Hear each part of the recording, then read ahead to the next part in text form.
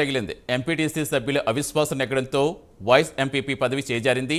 MPP Nagarathnamma, BRS MPTC సభ్యులు కాంగ్రెస్కు అనుకూలంగా సమావేశంలో పాల్గొన్నారు. 3 రోజుల క్రితం ఇల్లందు మున్సిపల్ చైర్మన్పై బీఆర్ఎస్ కౌన్సిలర్లు పెట్టిన అవిశ్వాసం వీగిపోగా కాంగ్రెస్లో చేరిన ఎంపీటీసీలు పైచేయి సాధించారు. దీంతో ఇల్లందు కాంగ్రెస్ శ్రేణుల్లో జోష్ పెరిగింది.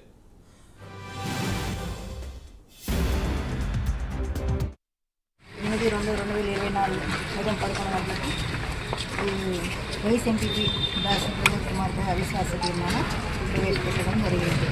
దీనికి ముందుగా మనకు 9 మంది ఎంపీటీసీ సభ్యులు ఫామ్ 2లో ప్రతిపాదించారు.